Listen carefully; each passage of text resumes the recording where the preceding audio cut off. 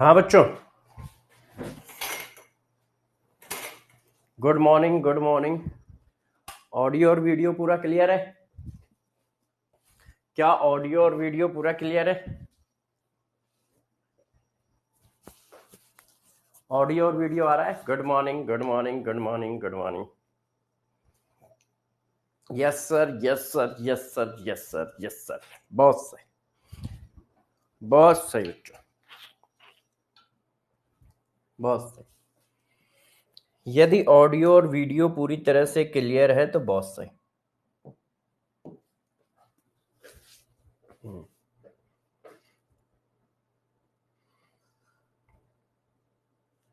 Next तक पूरा chapter and हो जाएगा? बिल्कुल एंड हो जाएगा यार, कर देंगे, ऐसी क्या बात है। ऑल क्लियर, बहुत सही। चलो, अब देखो यार, लास्ट क्लास में मैंने केमिकल काइनेटिक्स स्टार्ट किया था, तो केमिकल काइनेटिक्स का आज लेक्चर नंबर 2 है। केमिकल काइनेटिक्स का आज लेक्चर नंबर 2 है। आपको पता है, जैसे ही चैप्टर स्टार्ट हो जाता है वैसे ही हम लोग क्यूएसडी भी स्टार्ट कर देते हैं। आपको याद है हम लोग क्या स्टार्ट कर देते हैं? क्यूएसडी। तो चलो, क्यूएसडी स्टार्ट हो गया, तो आज से क्यूएसडी स्टार्ट हो गए इस चैप्टर के।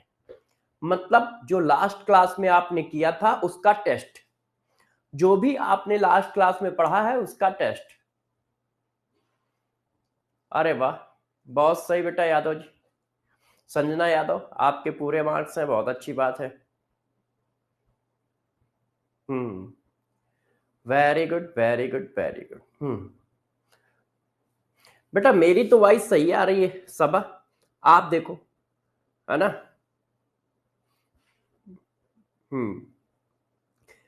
ठीक है। गुड। नमस्ते बेटा, नमस्ते। सर टेलीग्राम चेक कीजिए। बिल्कुल श्याम बेटा, टेलीग्राम चेक कर लूंगा क्लास के बाद, ऐसी क्या बात है। क्लास के बाद टेलीग्राम चेक कर लूंगा। 610 नंबर आ रहे हैं, बहुत सही। यस, चलो तो आज का काम चालू किया जाए। सब लोग रेडी है? जल्दी से अपनी कॉपी पेन लेके बैठ जाए, जल्दी से अपना कॉपी पेन लेके बैठ जाए। पहला क्वेश्चन आपकी स्क्रीन पे आने वाला है 630 638। बहुत सही।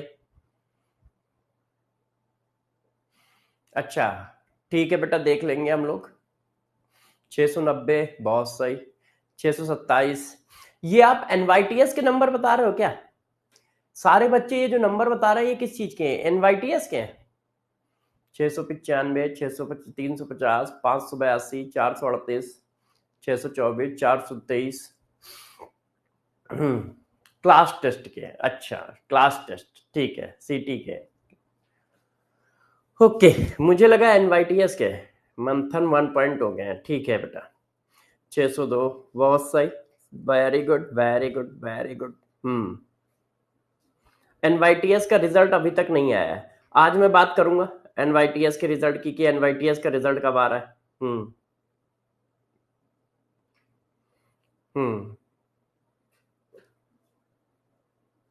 ठीक है, बहुत सही बहुत सही। चलो आ जाओ,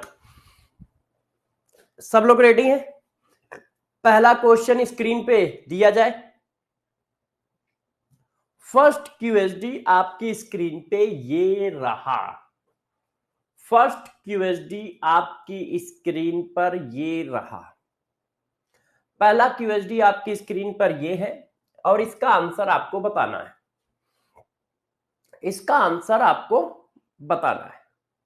पहला क्यूएसडी आपकी स्क्रीन पर ये रहा, है ना? इसमें थोड़ा सा चेंज कर दूं, नहीं तो आंसर मिलेगा नहीं, क्योंकि कोई भी आंसर सही नहीं है। तो सही आंसर के लिए पहले मैं थोड़ा सा सही कर दूं इसको। अब आंसर बताइए, अब आंसर बताएं। पहला क्यूएसडी आपकी स्क्रीन पे, सारे बच्चे आंसर दें।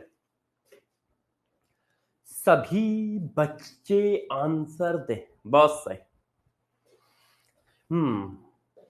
प्रिंस, आलोक, रंजीत, बहुत सही। गोपाल, रानी, बहुत सही। तन्वी, निधि, पूजा, आरती, देवशीष, अनुज, बहुत सही बच्चों, बहुत सही, बहुत सही। देखो किसी रिएक्शन का रेट कैसे लिखा जाता है? Rate of reactant divided by उसका कॉफिशिएंट माइनस। क्यों रिएक्टेंट के साथ माइनस चलेगा? क्योंकि उनका कंसंट्रेशन डिक्रीज हो रहा है। और प्रोडक्ट के साथ प्लस चलेगा क्योंकि उनका कंसंट्रेशन बढ़ रहा है। अब उसने कहा है रेट ऑफ बी बताना है, तो रेट ऑफ बी जो हुआ वो प्लस का होगा, ये आया है ना, सॉरी ये आएगा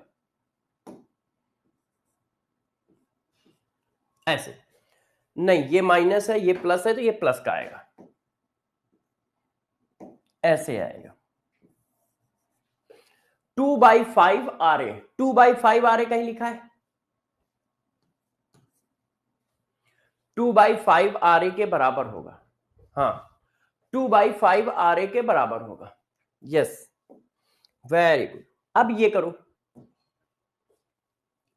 अब इस क्वेश्चन का जवाब दो, क्यूएसडी नंबर 2, क्यूएसडी नंबर 2 का जवाब दीजिए,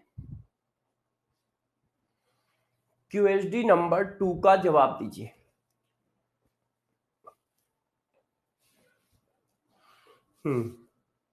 कहा गया है एक रेट ला इक्वेशन दी है R A upon 2, R B upon 3, R C upon 5, तो ये इक्वेशन क्या होगी? तो सबसे पहले इसमें पहचानो रिएक्टेंट कौन है, प्रोडक्ट कौन है। जिसके सामने माइनस लगा होगा वो रिएक्टेंट होगा, इसका मतलब बी और सी रिएक्टेंट है और ए हमारा प्रोडक्ट है। अब होता क्या है, कॉफिशिएंट से डिवाइड, इसका 5 है, इसका 3 है, उसका 2 है, तो ये रिएक्शन आई। ऐसा कहां लिखा है? बी में, यस। ऐसा कहां लिखा है? बी में, यस। तो सारे बच्चे बताएं किसके कितने क्वेश्चन सही हैं? 2 आउट ऑफ, बताओ आज के टेस्ट में किसके कितने क्वेश्चन सही हैं? भूमि, हलो, सबा, प्रशांत, कुंदन, निधि, शीतल, मंजू, अंकित, मौली, अनुज, ठीक है बहुत सही, बहुत सही। सूरज, हुसैन, अब्दुल, सपना, चंदन, मौर्य, श्रेया, दीक्षा, वेरी गुड, सबके दो दो सही है। आलोक बहुत सही, आयुष बहुत सही, बहुत सही। इसमें से क्या क्या वो बच्चे भी इस क्लास में हैं जिन्होंने, जिनको अभी 600 से ऊपर का बैच, जिन बच्चों के 600 से ऊपर नंबर आए हैं नीट 2024 में, उनको जो बैच अलॉट किए गए हैं, तो क्या वो बच्चे भी इस बैच में आ गए हैं अभी? यदि आ गए हैं तो हैंड रेस करें, मी लिखें। क्या वो बच्चे भी इस बैच में आ गए हैं जिनके 600 से ऊपर है, जिनको फ्री मंथन 1.0 2.0 दिया गया है? क्या अभी उनका अलॉटमेंट चल रहा है? मी, अच्छा ठीक है। सुब्रदास, सूरज, ओके, इसका मतलब अलॉटमेंट दे स्टार्ट हो गए हैं, बच्चों को अलॉट हो रहा है बैच। हाँ क्योंकि मैंने कल मैसेज डाला था कि जल्दी से जल्दी बच्चों को बैच अलॉट करो। हाँ रानी पांडे बहुत सही, हाँ वेरी गुड, वेरी गुड, बहुत सही। चलो आ जाओ, अब आज की क्लास चालू कर दे। शुभम, यस, अब आज की क्लास चालू करते हैं। देखो आज की क्लास में हम लोग कहां तक पढ़ेंगे, कहां तक पढ़ लिया था? लास्ट क्लास में मैंने पढ़ा था रेट क्या होता है और रेट ऑफ रिएक्शन क्या होता है। लास्ट क्लास में हम लोगों ने क्या पढ़ा था? रेट क्या होता है, रेट ऑफ रिएक्शन क्या होता है। आज पढ़ेंगे type of rate, different type of rate. तो देखो रेट दो तरह का होता है, रेट दो तरह का होता है, और वो दो तरह का रेट कौन सा है जरा समझो। रेट दो तरह का होता है और वो दो तरह का रेट कौन सा है जरा समझिए सब लोग।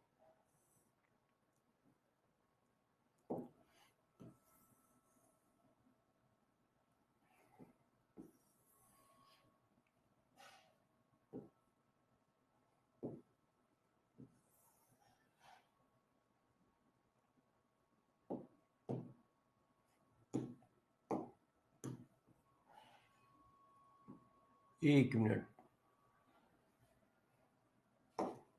देखो बच्चों, वो दो तरह का रेट कौन सा है उसको आप लोग जरा देखिए। आप लोगों को बताता हूं कि वो दो तरह का रेट कौन सा है। देखो, आप गौर सुनिएगा। आप अपने घर से निकले स्कूटी लेके, अपने घर से स्कूटी लेके निकले, कहां जाना है? आपको जाना है कहां पर? Vedantu learning centre Patna, boring road, जहां पर इस समय यदि अभी बज रहा है कितना, 8:45, इस समय जो क्लास ले रहे होंगे वो होंगे MD sir, BT sir, Subhash sir, BN sir, Sudhanshu sir. इस समय ये सब क्लास में होंगे, क्योंकि हम तरुण सर लाइव क्लास में है। तो यदि हम लोग लाइव क्लास में है तो वो ऑफलाइन में होंगे। अब आप अपने घर से निकले और आपको जाना है, ठीक है, हमारे ऑफलाइन सेंटर। तो आपने अपनी स्कूटी चालू की। अब स्कूटी चालू की तो पहले क्या हुआ, आपने, रोड खाली थी, आपने स्पीड बढ़ाई। मैंने पूछा कितनी स्पीड है, तो आपने कहा कि स्पीड है 60 किलोमीटर पर घंटा, 60 किलोमीटर पर आवर। मैंने कहा ठीक है। फिर रेड लाइट आई, आप रुके, फिर जाम आया, आप रुके, और फिर आप पहुंचे जाके इंस्टीट्यूट। मैंने पूछा भाई कितनी देर लगी, तो आपने कहा मेरी स्पीड ऑन इन एवरेज आई है 30 किलोमीटर पर घंटा। तो देखो, एक स्पीड थी जिसको आपने 60 किलोमीटर बोला और एक थी 30 किलोमीटर, दोनों में डिफरेंस क्या है? 30 किलोमीटर वाली स्पीड एवरेज स्पीड है। क्यों? कभी आप 60 भी गए, कभी आप 10 भी गए, कभी आप 0 भी गए, है ना? मगर घर से लेके इंस्टीट्यूट तक जाने की एवरेज स्पीड कितनी आई? 30 किलोमीटर। मगर किसी पर्टिकुलर टाइम पर, 1 सेकंड 2 सेकंड के टाइम पर 60 किलोमीटर भी आई, 20 किलोमीटर भी आई। तो इसी तरह दो तरह की स्पीड है, एक एवरेज स्पीड जो बड़े टाइम इंटरवल में मेजर की जाएगी, और एक इंस्टेंटेनियस स्पीड जो बहुत ही छोटे टाइम इंटरवल में मेजर की जाएगी। जैसे आपने कहा कि 60 किलोमीटर पर घंटा, वो टाइम इंटरवल बहुत ज्यादा होगा तो 10 सेकंड होगा, 5 सेकंड होगा, 3 सेकंड होगा। और ये जो 30 किलोमीटर पर घंटा है, ये आधे घंटे का टाइम इंटरवल है। क्यों? तुम अपने घर से गए, चले होगे और कोचिंग पहुंचे होगे, मान लो आधा घंटा लगता है, तो तुम आधे घंटे के टाइम इंटरवल का स्पीड का एवरेज बता रहे हो, और वहां पे क्या बता रहे हो? 3 सेकंड, 5 सेकंड, 2 सेकंड का एवरेज बता रहे हो, है ना? तो इसीलिए स्पीड को दो पार्ट में डिवाइड कर दिया जाता है रेट को। एक रेट होता है हमारा क्या? एवरेज रेट, एवरेज रेट, और एक होता है हमारा इंस्टेंटेनियस रेट। दोनों ही रेट हैं, दोनों ही रेट हैं, इसलिए दोनों का फार्मूला सेम है। बस ये बहुत छोटे टाइम इंटरवल में मेजर किया जाता है। क्या? Measure at very large time interval, time interval कौन? एवरेज। और इंस्टेंटेनियस किस में मेजर किया जाता है? Measure at very very small time interval. इसका जो टाइम इंटरवल है बहुत छोटा होता है बस, और मेजर करने का तरीका, फार्मूला सब कुछ सेम है। गुड मॉर्निंग बेटा। मेजर करने का तरीका, फार्मूला सब कुछ सेम है, सिर्फ डिफरेंस किस बात का है? टाइम इंटरवल का। अब मैं आपको ग्राफ के फॉर्म में भी ये बात दिखा सकता हूं। इसको क्या लिखोगे? देखो ये एवरेज है, तो एवरेज इस तरह से लिखा जाता है,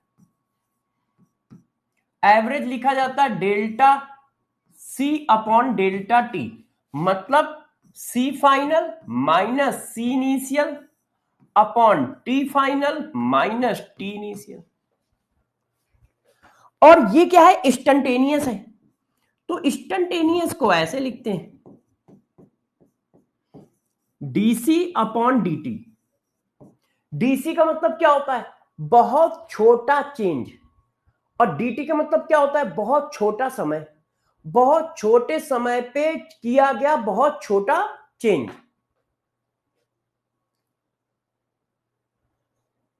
ठीक है, यस, ऐसे। अब दोनों बात एक ही है, अब दोनों में डिफरेंस क्या है? देखो, अभी मैंने लैंग्वेज के फॉर्म में डिफरेंस बताया, अब मैंने फार्मूले के फॉर्म में बताया, रिप्रेजेंटेशन के फॉर्म में। फार्मूला वही लिखा है, ये भी concentration change upon time taken, ये भी concentration change upon time taken है, सेम फार्मूला लिखा है, बस ये बड़े इंटरवल में है, ये छोटे इंटरवल में। इसी चीज को ग्राफिकल दिखाया जाए। बातें नहीं करो, नहीं तो फिर समझ लीजिएगा, पढ़ाई करते समय सिर्फ पढ़ाई होनी चाहिए, नहीं तो बता दो मैं भी बातें करूं, या तो बता दो मैं भी बातें करूं, है ना?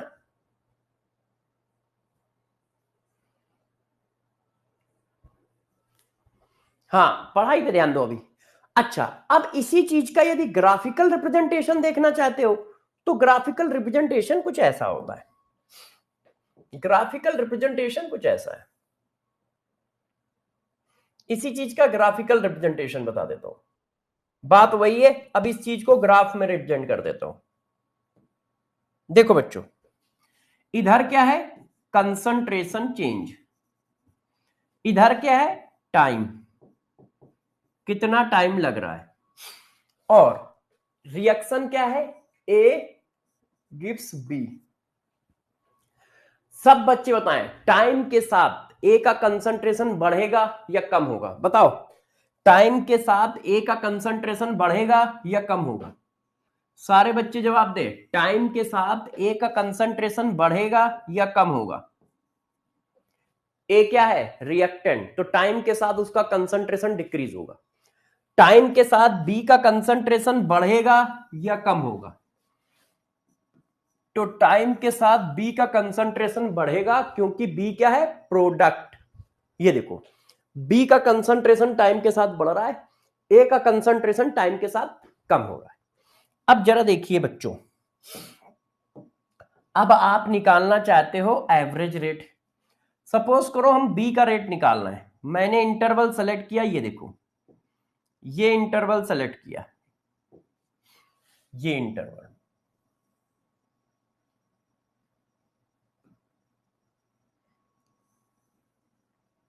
जरा देखिए, इस समय टाइम है 2 सेकंड, टाइम किस में है? सेकंड में, और इस जगह पे टाइम है हमारा 102 सेकंड। कंसंट्रेशन, ये प्रोडक्ट, ये देखो लाइन है, कंसंट्रेशन की लाइन ऊपर की ओर है। इस समय कंसंट्रेशन है 4 मोलर, और इस समय कंसंट्रेशन है 20 मोलर। अब इतना बड़ा टाइम इंटरवल है, ये देख रहे हो? अब आप बताओ, इतने बड़े टाइम इंटरवल में जो रेट मेजर किया जाएगा वो कौन सा होगा? यहां से लेके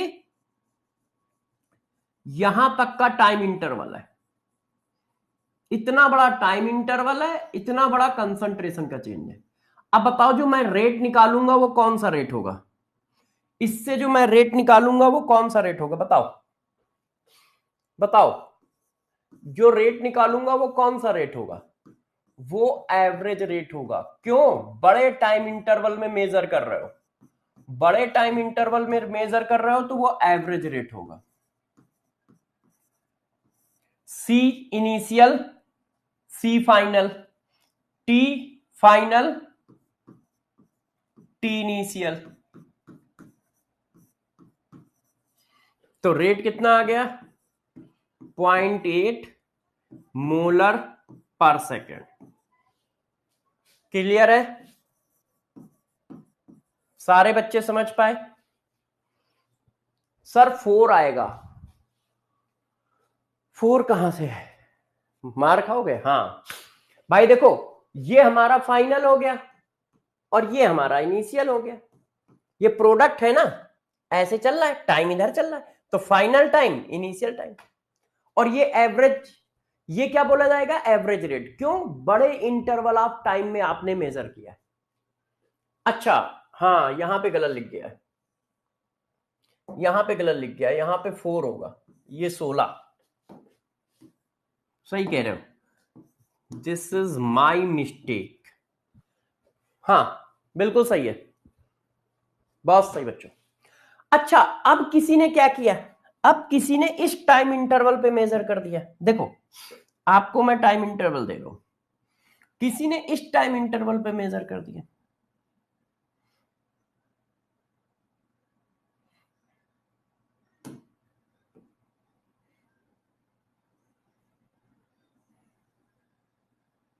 ये देखो, अब इस टाइम इंटरवल पे मेजर कर दिया है। इस टाइम इंटरवल पे कंसंट्रेशन का चेंज भी मैं बता देता हूं।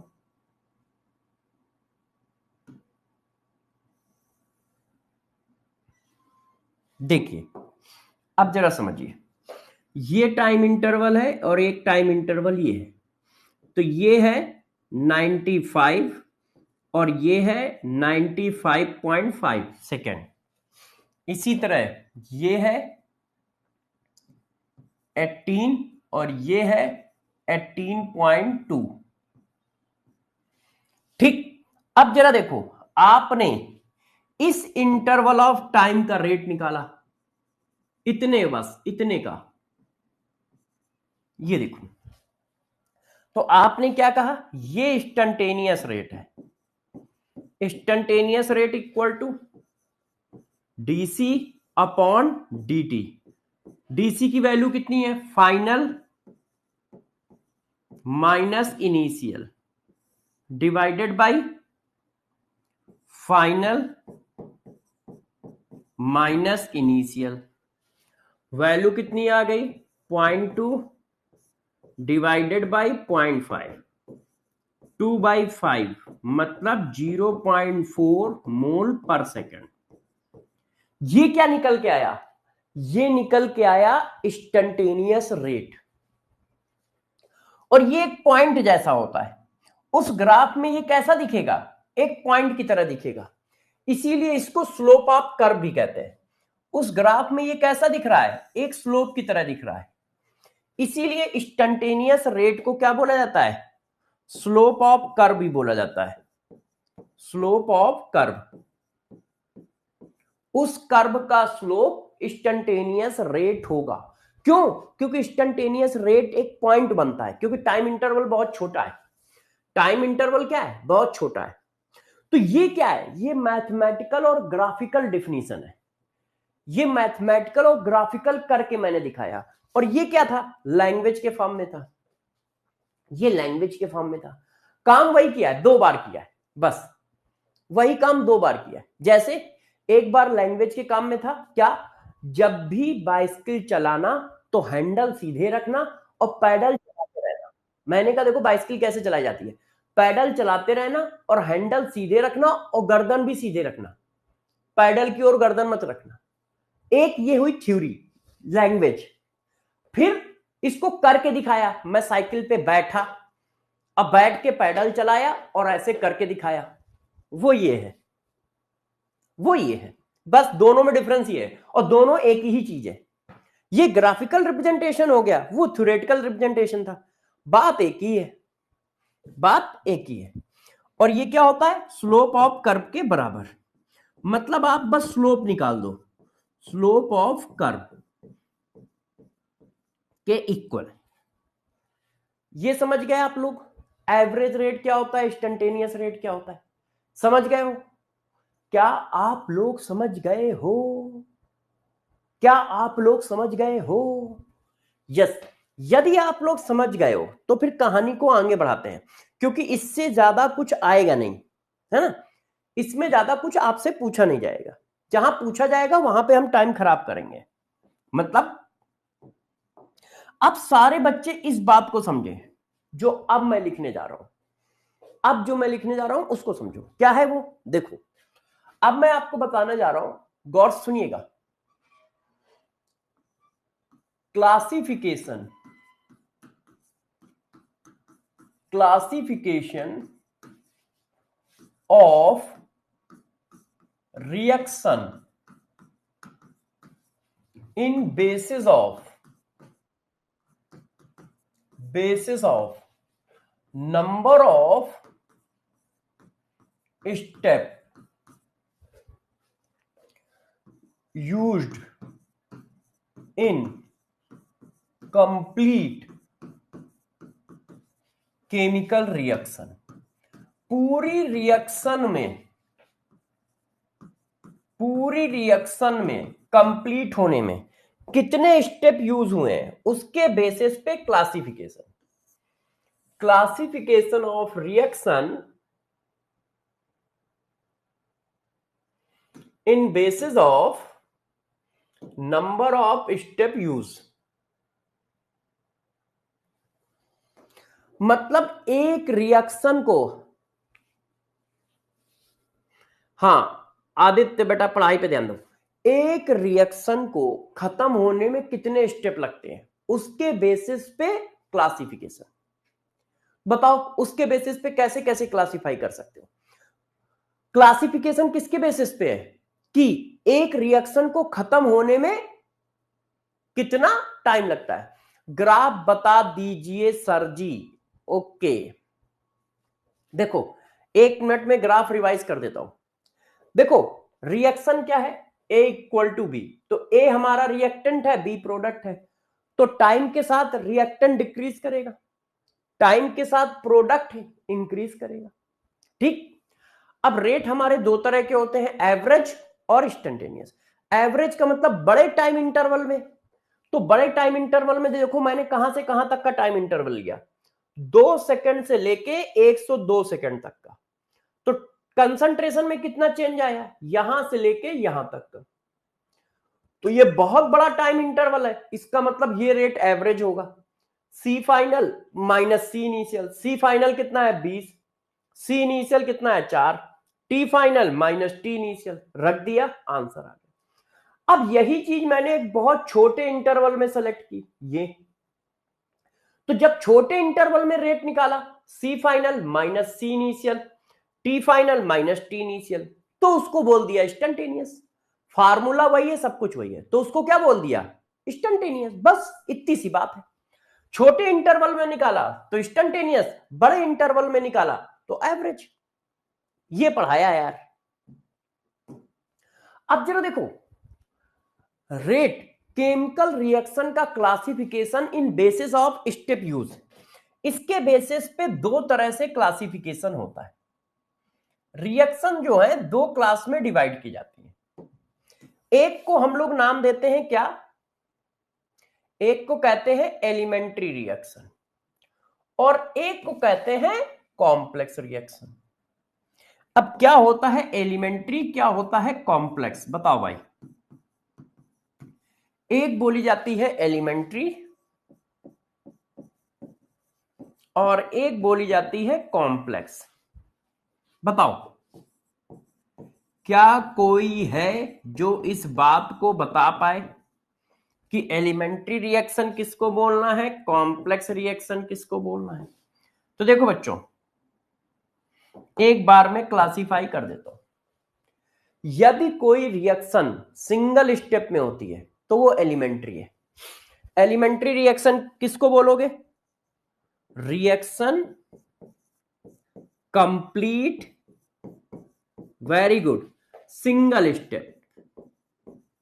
सिंगल स्टेप का मतलब एक स्टेप में, वन स्टेप।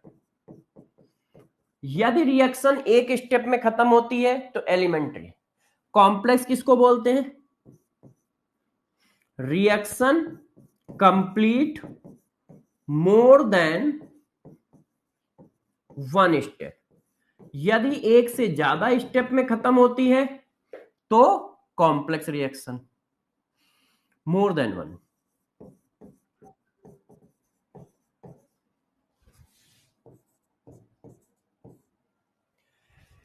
एक स्टेप में जो जो रिएक्शन खत्म होती है उनको एलिमेंट्री कहते हैं और एक से ज्यादा स्टेप में जो खत्म होती है उनको कॉम्प्लेक्स कहते हैं।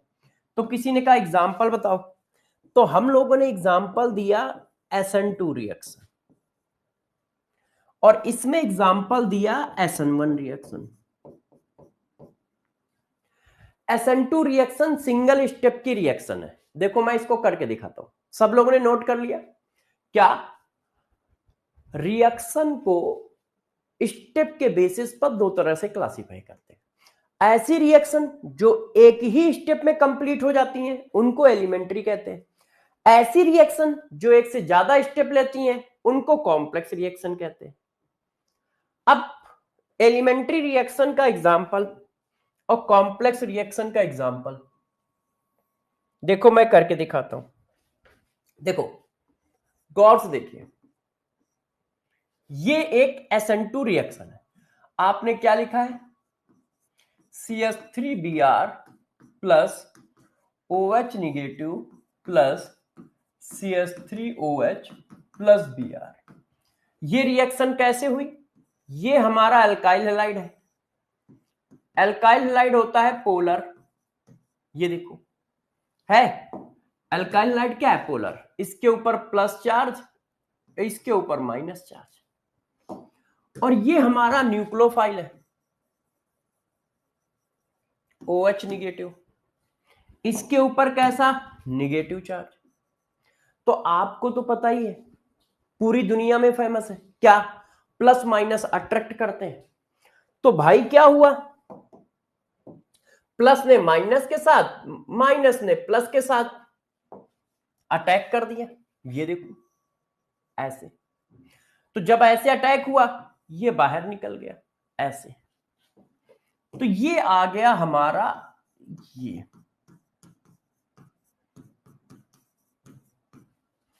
और ये सारा काम एक स्टेप में हुआ। अल्काइल हैलाइड पोलर है और न्यूक्लियोफाइल निगेटिव है, और हमेशा बॉन्ड किसके बीच में बनेगा, प्लस माइनस के बीच में। तो भाई न्यूक्लियोफाइल आया, बैक से अटैक किया, बॉन्ड बना लिया, उसको बाहर कर दिया। और ये देखो एक स्टेप में हुआ है, ये क्या है, सिंगल स्टेप में हुआ है, एक स्टेप में हुआ है। इसी वजह से ये क्या है, एलिमेंट्री रिएक्शन है। इसी वजह से ये कैसी है, एलिमेंट्री रिएक्शन है। क्यों, क्योंकि एक स्टेप में खत्म हुआ है। अब देखो यही एग्जाम्पल मैंने ऐसे किया, ये देखो अब मैंने क्या यूज किया, अल्काइल हैलाइड अभी भी यूज किया। ये देखो मैंने अटैक कराया, मगर अब क्या बना,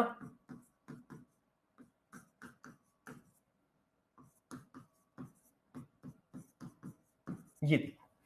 अब रिएक्शन कैसे हुई जरा देखो, ये हमारा कार्बन है, ये हमारा Br है, और ये हमारा ये हमारा CH3 CH3 CH3। अब ये देखो ग्रुप ऐसे लगा है, ये ग्रुप ऐसे लगा है, ये ग्रुप ऐसे लगा है ऐसे, और ये हमारा पूरा अल्काइल हैलाइड है। ये देखो अब यहां पर है प्लस और यहां पर है माइनस। अब बेचारा न्यूक्लियोफाइल आया, अभी भी बेचारा न्यूक्लियोफाइल आ रहा है, ये देखो, और वो अटैक करना चाह रहा है, वो अटैक करना चाह रहा है कहां, यहां। अब मगर करे कैसे, जगह ही नहीं है, ब्लॉक है, करे कैसे, जगह ही नहीं है, ब्लॉक है। अब प्लस को चाहत है माइनस की, माइनस को चाहत है प्लस की। अब मगर वो प्लस के पास जाए कैसे, ये देखो, ये जो अल्काइल ग्रुप है इन्होंने जगह घेर रखी है, इन्होंने जगह घेर रखी है, जाने नहीं दे रहे, जाने नहीं दे रहे। अब नेचर तो अपना काम करेगा ही करेगा, रिएक्शन तो होगी ही होगी। तो अब रास्ता क्या है, रास्ता ये होता है कि ये खुद कहता है, ये कहता है कि चलो पहले मैं अपना बॉन्ड ब्रेक कर देता हूं। जब ये बॉन्ड ब्रेक करता है तो ये बन जाता है ऐसा, क्यों, क्योंकि प्लस के पास कोई जाने नहीं दे रहा है। क्योंकि क्या हो रहा है, प्लस के पास माइनस को जाने नहीं दिया जा रहा है, और ये नेचर के खिलाफ है। ये किसके खिलाफ है, नेचर के खिलाफ है। तो ये अपना बॉन्ड खुद ब्रेक कर लेता है, अपनी तरफ से खुद कोशिश करता है। जैसे जानते हो, देखते हो ना, शाहरुख खान, सलमान खान, अक्षय कुमार, है ना, ऋतिक रोशन, इनके चारों ओर बहुत सारे बॉडीगार्ड होते हैं, तो किसी पब्लिक को जाने ही नहीं देते हैं पास में। तो क्या करते हैं, शाहरुख खान खुद पब्लिक के पास आ जाता है, सलमान खान खुद पब्लिक के पास आ जाता है, अक्षय कुमार खुद पब्लिक के पास आ जाता है, चलो मैं आके आपसे सेल्फी ले लेता हूं। वही हो रहा है। जब ये जाने नहीं देते, बाहर क्या है, क्राउडिंग है। ऐसे ये देखो, ये बीआर लगा है, ये बीआर है, और यहां पे क्राउड है। अब बेचारा ये कैसे आए, यहां पे तो कवरिंग है, और इसको अटैक पीछे से करना है, कवरिंग है, यहां ये देखो कवरिंग है। अब ये आ नहीं पाता है, तो ये क्या करता है, खुद अपना काम करता है। कैसे करता है, वो अपना बॉन्ड खुद ब्रेक कर देता है और बन जाता है कार्बोकटायन। कार्बोकटायन क्या है, कार्बोकटायन बनने से होता क्या है जरा देखो। कार्बोकटायन जो होता है वो प्लेनर होता है, sp2 होता है। अब जो ऐसे था ना, ऐसे, अब वो ऐसे ऐसे था जिससे कोई अटैक ना कर पाए, अब ये खुल के ऐसे हो गया, तो ऊपर वाला एरिया पूरा खाली है, ऊपर से गिर सकते हो, नीचे वाला एरिया पूरा खाली, इधर से नहीं आ सकते, इधर से नहीं आ सकते, ये देखो क्राउडिंग है, इधर से नहीं आ सकते, क्राउडिंग है, आप इधर से नहीं आ सकते, आप इधर से नहीं आ सकते, क्राउडिंग है, आप इधर से नहीं आ सकते, मिथाइल ग्रुप है, आप इधर से नहीं आ सकते, मिथाइल ग्रुप है, आप इधर से नहीं आ सकते, मिथाइल ग्रुप है, ये देखो ऐसे ऐसे ऐसे, मगर ये सारे मिथाइल ग्रुप एक ही प्लेन पे है, ये सारे मिथाइल ग्रुप क्या है, एक ही प्लेन पे है, इसी प्लेन पे है। आप इधर से आओगे तो यहां पे मिथाइल ग्रुप है, जाने नहीं देगा, इधर से आओगे तो यहां पे मिथाइल ग्रुप है, जाने नहीं देगा, इधर से आओगे इधर मिथाइल ग्रुप है, जाने नहीं देगा। क्यों, क्योंकि सारे के सारे मिथाइल ग्रुप इसी प्लेन पे है, जिस प्लेन पे कागज है। मगर यदि ऊपर से गिरो तो ये पूरी जगह खाली है, क्यों, क्योंकि सब प्लेन पे रखे हैं। नीचे से गिरो तो ये पूरी जगह खाली है। तो कार्बोकटायन क्या होता है, वो हो जाता है प्लेनर। तो कार्बोकटायन प्लेनर होने से क्या होता है, आराम से हमारा न्यूक्लियोफाइल इलू टीलू कर पाता है। अब हमारा जो न्यूक्लियोफाइल है ये आराम से अटैक कर पाता है, इधर से या फिर ऊपर से, चाहे जहां से करा लो, और जब अटैक करता है तो प्रोडक्ट बन जाता है। ये आ गया प्रोडक्ट।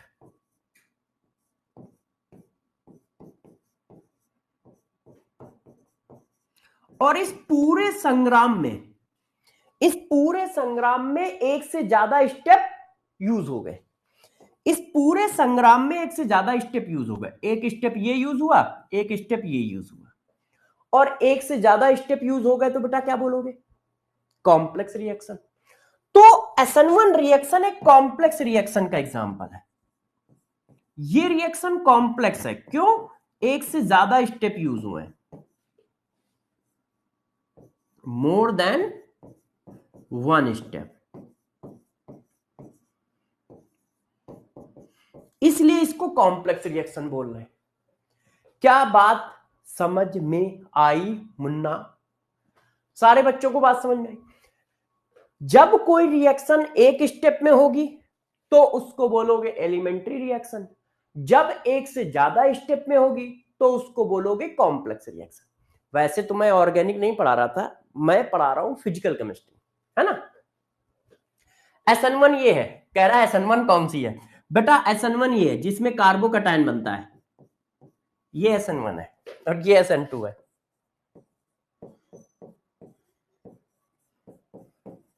ये SN2। तो गौर समझिए, क्या, गौर से समझिए।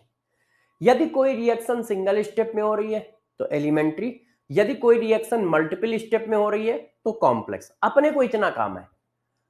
अब एग्जाम्पल हम लोग ऐसा देते हैं जो आप पीछे पढ़ चुके हो या जो आप पढ़ते रहते हो, जैसे SN1 SN2 पढ़ते रहते हो, इसलिए SN1 SN2 का एग्जाम्पल देते हैं, इसलिए SN1 SN2 का एग्जाम्पल देते हैं। क्लियर है, ये देखो अब मैं आगे बढ़ने जा रहा हूं। Yes yes yes, SN1 SN2 क्या होता है, ऑर्गेनिक में पढ़ोगे बेटा सुशील, ऑर्गेनिक में पढ़ोगे, है ना। Unimolecular nucleophilic substitution reaction SN1, और बाईमॉलिक्यूलर न्यूक्लियोफिलिक सब्स्टिट्यूशन रिएक्शन SN2, वो ऑर्गेनिक में पढ़ोगे। मेरे पास अभी फिजिकल पढ़ाने का वो है, तो मैं फिजिकल पढ़ा रहा हूं। अच्छा अब आओ, अब गौर से बात समझो, अब हमें पढ़ाना क्या है, हमें ये नहीं पढ़ाना था, हमें पढ़ाना था ये मॉलिक्यूलैरिटी, हमें पढ़ाना था ये मॉलिक्यूलैरिटी, मगर यदि मैं वो ना पढ़ाता तो आप इसको समझ ना पाते, आप क्या है इसको समझ ना पाते। देखो मॉलिक्यूलैरिटी क्या होती है किसी रिएक्शन की, अब ये समझाता हूं, अब ये समझाता हूं। ठीक है, यहां से अपनी चीज आई, वहां पे बस आपको इतना समझना है कि रिएक्शन दो तरह की होती है, जो एक स्टेप में होती है उनको एलिमेंट्री कहते हैं, जो एक से ज्यादा स्टेप में होती है उनको कॉम्प्लेक्स कहते हैं। बस इतनी बात समझनी थी। SN1 क्या है, SN2 क्या है, ये सब ऑर्गेनिक का लेना देना है ना। अब हमारी काम की हेडिंग आई है मॉलिक्यूलरिटी। अब ये क्या होता है मॉलिक्यूलरिटी, इस पर ध्यान दीजिएगा सारे बच्चे। देखो यहां पे ये सपोज किया गया है, पूरी केमिकल काइनेटिक्स में ये सपोज किया जाता है कि रिएक्शन जो है वो कोलिजन की वजह से होती है। पूरी reaction occurs due to collision, पूरी केमिकल काइनेटिक्स का बेस्ड है कि रिएक्शन कोलिजन की वजह से होती है, टकराने की वजह से होती है। तो जरा देखो कैसे कैसे होती है कोलिजन। तो अब देखो मॉलिक्यूलरिटी क्या है, गौर सुनना, गौर सुनिएगा सब लोग, ठीक है। Total number of species collide simultaneously,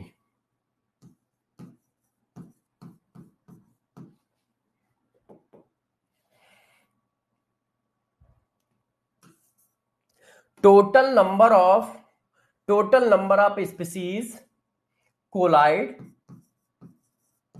simultaneously, ठीक है, in a elementary reaction, elementary reaction is known as molecularity of reaction। जितने डिफरेंट टाइप के मॉलिक्यूल आपस में कोलाइड करते हैं simultaneously, total number of species collide simultaneously in a elementary reaction. गौर समझो मॉलिक्यूलरिटी किसके लिए डिफाइन है, एलिमेंट्री रिएक्शन के लिए। क्या लिखा है, इन ए एलिमेंट्री रिएक्शन। किसी एलिमेंट्री रिएक्शन में जितने मॉलिक्यूल आपस में कोलाइड करेंगे उनके नंबर को मॉलिक्यूलरिटी कहते हैं। पहले डिफिनीशन बताओ, जितने मॉलिक्यूल एलिमेंट्री रिएक्शन में आपस में कोलाइड करेंगे उनको उनकी मॉलिक्यूलरिटी कहते हैं, उनको इनकी मॉलिक्यूलरिटी कहते हैं। क्या, एलिमेंट्री रिएक्शन में जितने मॉलिक्यूल आपस में कोलाइड करेंगे उनको उनकी मॉलिक्यूलरिटी कहते हैं।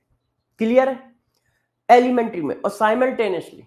अच्छा अब जरा देखो, हो सकता है एक मॉलिक्यूल अपने आप कोलाइड हो और ब्रेक हो जाए, हो सकता है क्या, ऐसा हो सकता है कि दो मॉलिक्यूल कोलाइड हो, है ना। एक मिनट, अच्छा ऐसा भी हो सकता है कि तीन मॉलिक्यूल आपस में कोलाइड हो, ऐसे,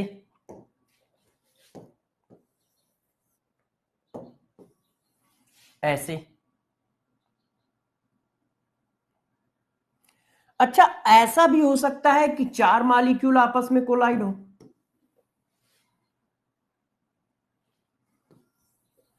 ऐसे।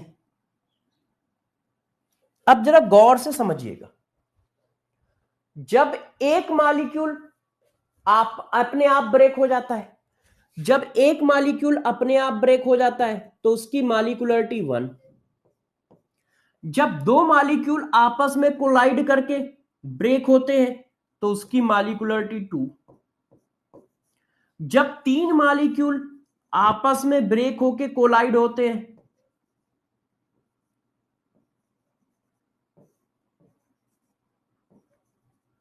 तो उसकी मॉलिक्यूलरिटी 3। जब 4 मॉलिक्यूल आपस में ब्रेक होते हैं, लड़ते हैं, तो नो रिएक्शन। 3 से ज्यादा मॉलिक्यूल जब कोलाइड होते हैं तो वो प्रोडक्ट नहीं बनाते, कोलाइड होकर वापस रिएक्टेंट में कन्वर्ट हो जाते हैं। ऐसा क्यों? क्योंकि कोलिजन में उनको एक एनर्जी बैरियर को भी पार करना पड़ता है। मतलब जब वो कोलिजन करते समय इतनी एनर्जी जनरेट करेंगे तो ही प्रोडक्ट में कन्वर्ट होंगे। तो जब 4 मॉलिक्यूल या 4 से ज्यादा मॉलिक्यूल साइमल्टेनियसली कोलाइड करते हैं तो कोलिजन तो होता है, मगर वो उतनी एनर्जी जनरेट नहीं कर पाते जिससे प्रोडक्ट बन पाए, इसलिए बोला जाता है कि 3 से ज्यादा मॉलिक्यूलरिटी पॉसिबल नहीं है। क्यों? क्योंकि 4 वाला प्रोडक्ट ही नहीं बनाएगा, 5 वाला प्रोडक्ट ही नहीं बनाएगा, 6 वाला प्रोडक्ट ही नहीं बनाएगा। और क्यों नहीं बनाएगा? कोलिजन होगी मगर वो उतनी एनर्जी, लड़ते समय उतनी एनर्जी जनरेट नहीं कर पाते हैं कि वो प्रोडक्ट में कन्वर्ट हो पाए। फिर से समझो,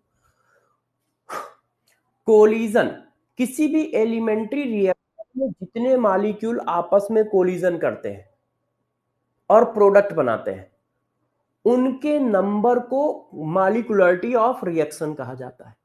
पहला पॉइंट, एक मॉलिक्यूल अपने आप ब्रेक हो जाए तो मॉलिक्यूलरिटी 1, 2 मॉलिक्यूल आपस में कोलाइड हुए और प्रोडक्ट में कन्वर्ट हो गए, मॉलिक्यूलरिटी 2, 3 मॉलिक्यूल आपस में कोलाइड हुए और प्रोडक्ट में कन्वर्ट हो गए, molecularity 3, 4 molecule, 5 molecule, 6 molecule, 8 molecule आपस में कोलाइड तो हो सकते हैं मगर वो प्रोडक्ट में कन्वर्ट नहीं होते।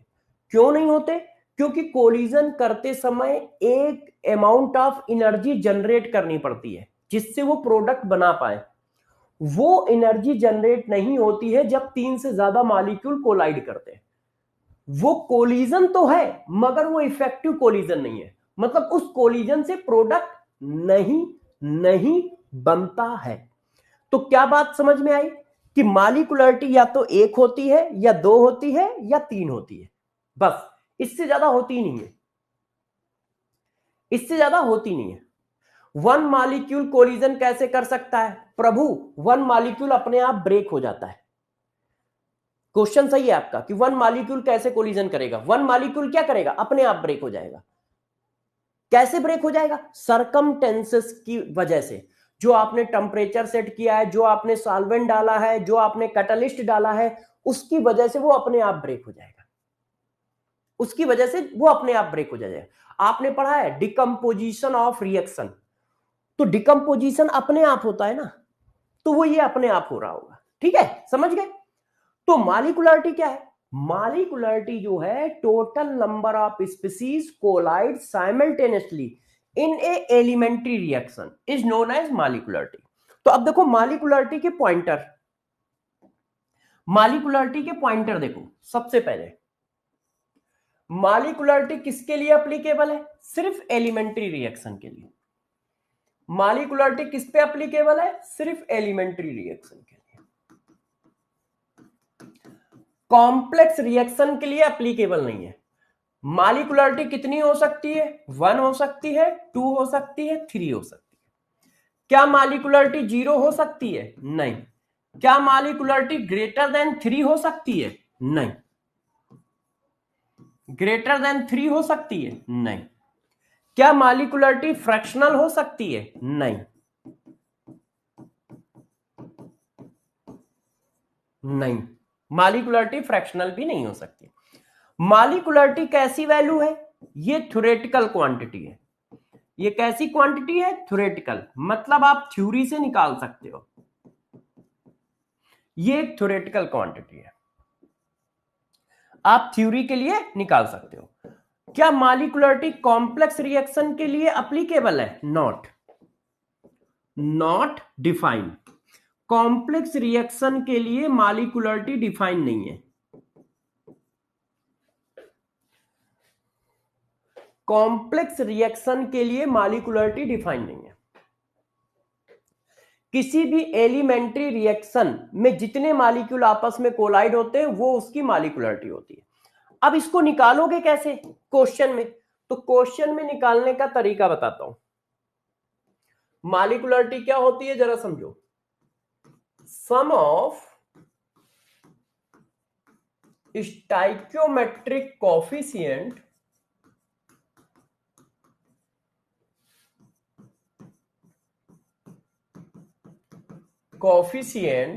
of reactant in balance elementary reaction. Elementary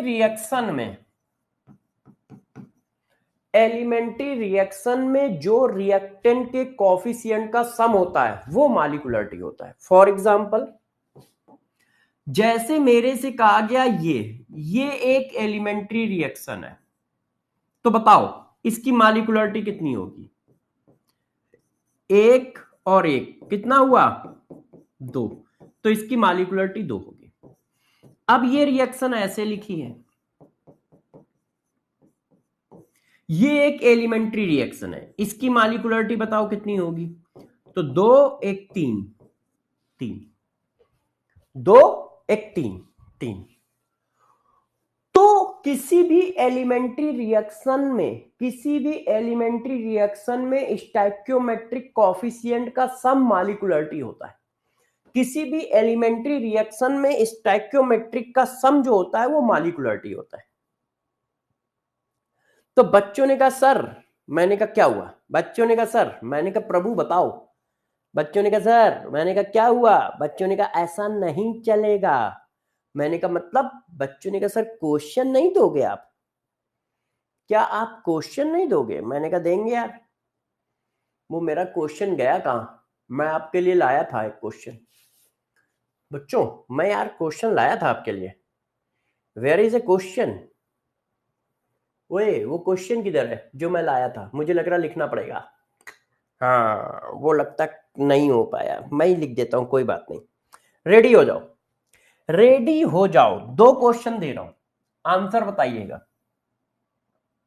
2 question दे रहा हूं, आंसर बताइएगा। सिंपल, बहुत सिंपल। देखो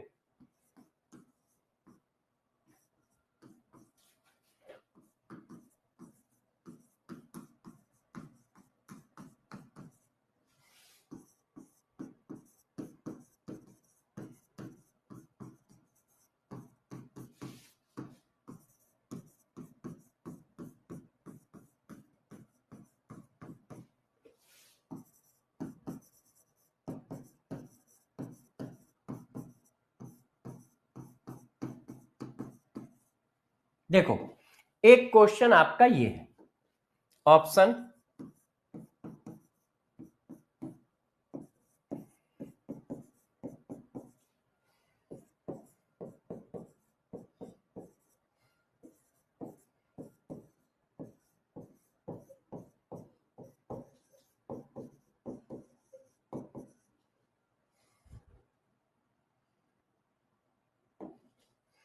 एक क्वेश्चन आपका ये है, इसका आंसर आप लोग बताएं।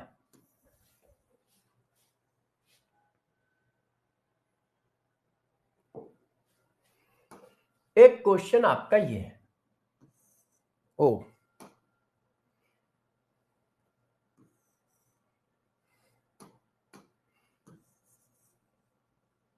थोड़ा सा इसको अच्छा कर दूं, है ना? तब तक आप लोग उसका आंसर निकालें, तब तक मैं इसको थोड़ा सेट करता हूं।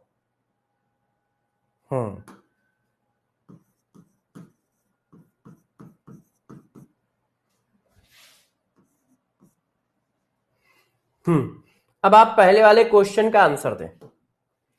बताइए पहले वाले क्वेश्चन का आंसर क्या होगा? 2A गिव्स B एक एलिमेंट्री रिएक्शन है, तो बताओ इसकी मालिकुलरिटी क्या होगी या कौन सा स्टेटमेंट करेक्ट है? तो इसकी मालिकुलरिटी कितनी है? 2। क्यों? मालिकुलरिटी होती है स्टाइक्योमेट्रिक कोफिशिएंट का सम, मगर कौन सी? एलिमेंट्री रिएक्शन की। तो आंसर 2 आया। अब इस क्वेश्चन का आंसर बताओ। 2A it gives B is an example of complex reaction. Correct statement and option. जब ये कॉम्प्लेक्स रिएक्शन है तो कॉम्प्लेक्स रिएक्शन की मालिकुलरिटी डिफाइन ही नहीं है।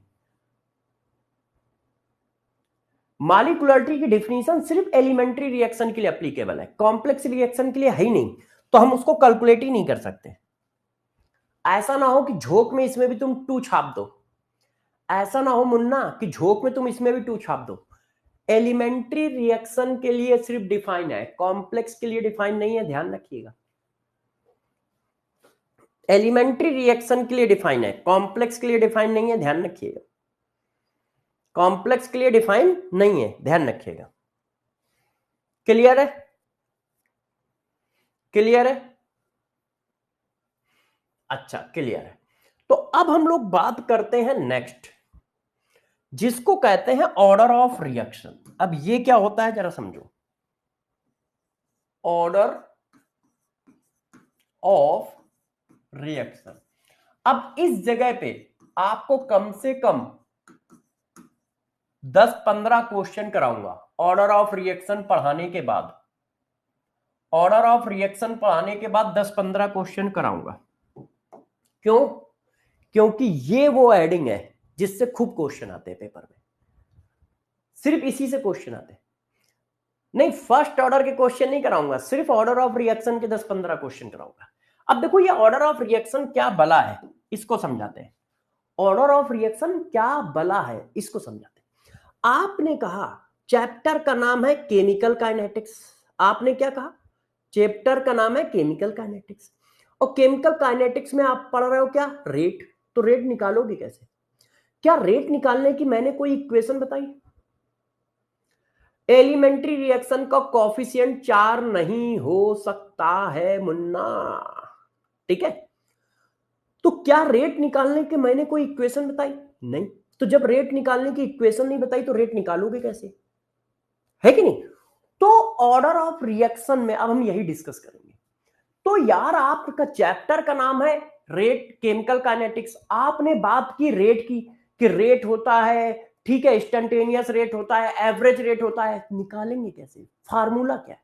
तो देखो जरा क्या है, गौर सुनिए।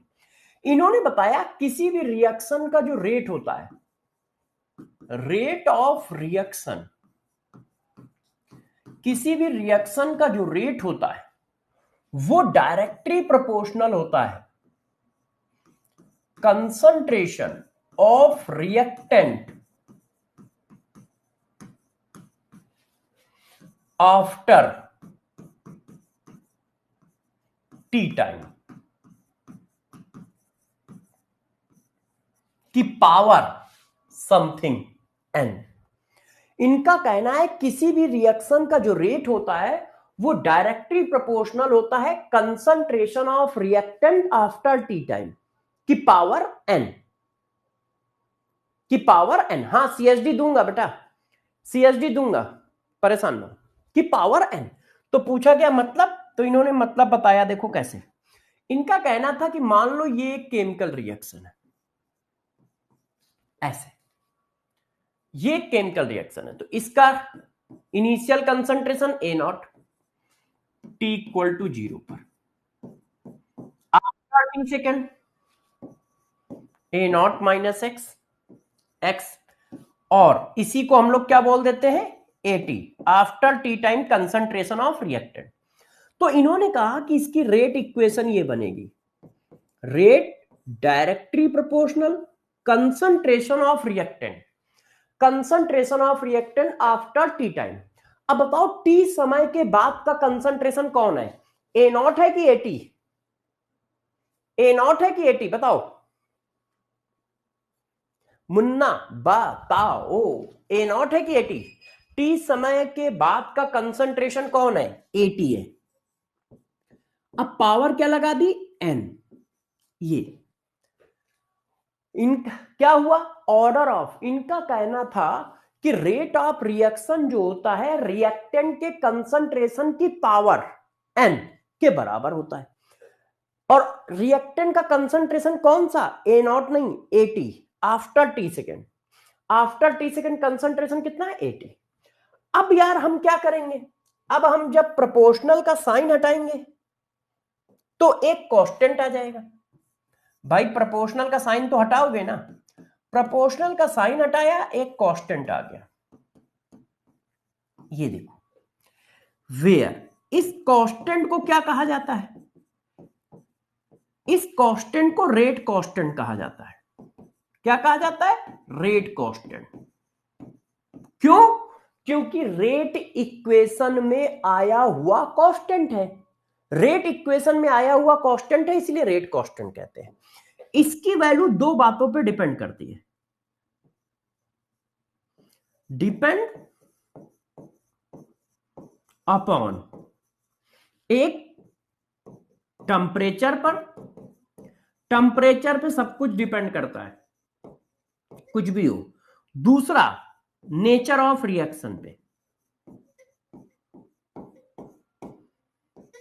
मतलब एक पर्टिकुलर रिएक्शन का एक पर्टिकुलर रेट कांस्टेंट होता है।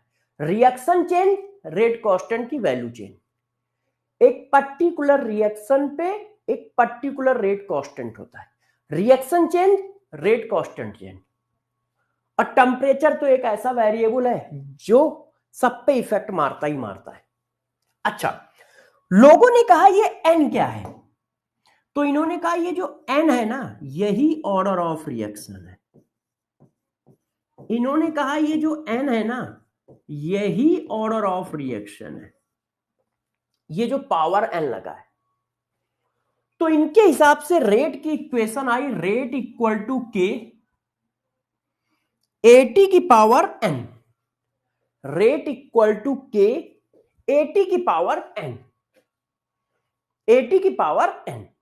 तो जरा देखो, एक बात हमारे सामने आई कि रेट ऑफ रिएक्शन जो होता है वो डायरेक्टली प्रोपोर्शनल होता है concentration of reactant after T time की पावर एन। ठीक है, ऐसे। और इसमें से के क्या है? रेट कांस्टेंट है जो टेम्परेचर और नेचर ऑफ गैस पे डिपेंड करता है। अच्छा, प्रियांशु सिंह, बेटा प्रियांशु सिंह, आपको यदि अभी तक बैच नहीं मिला है और आप ले चुके हो बैच, तो आप हमको, तरुण सर को, एमडी सर को, किसी को भी इंस्टाग्राम पर मैसेज कर दीजिए।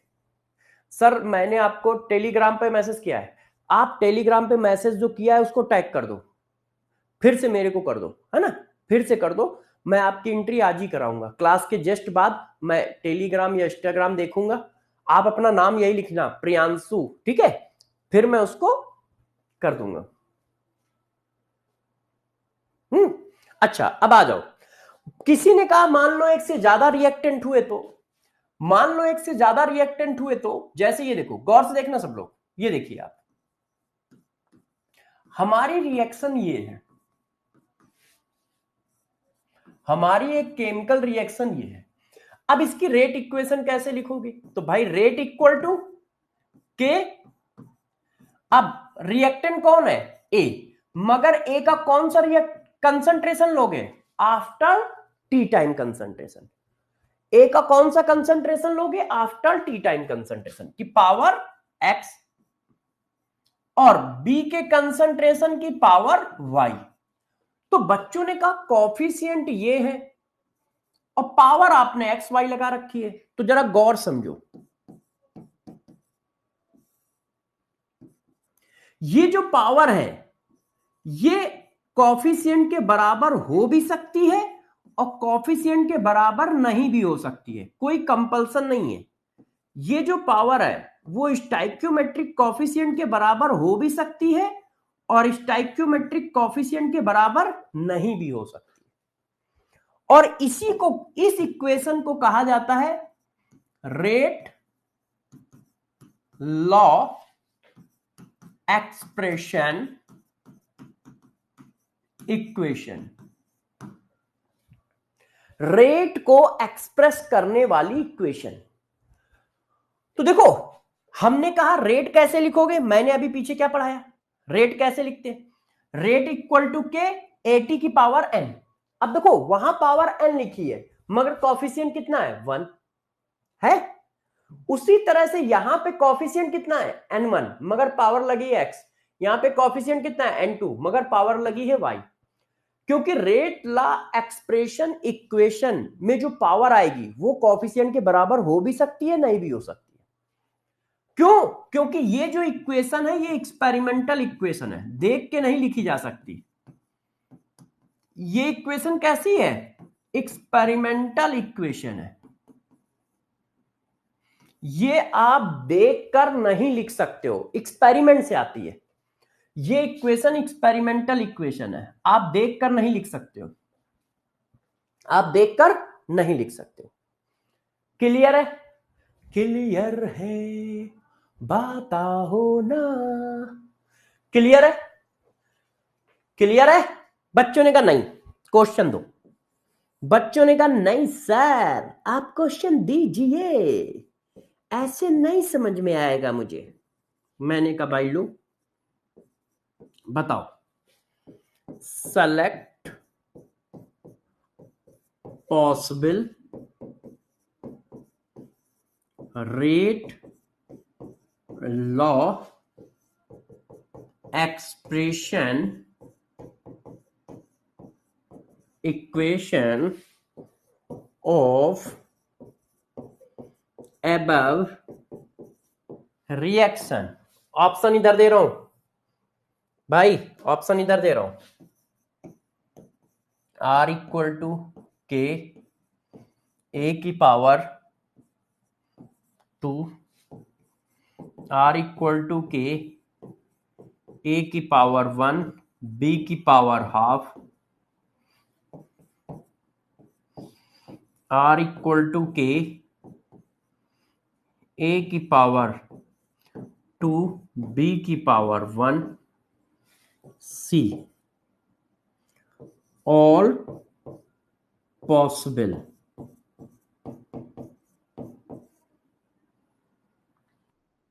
देखो, क्या ये सभी पॉसिबल है या फिर ऐसे can not calculate, can not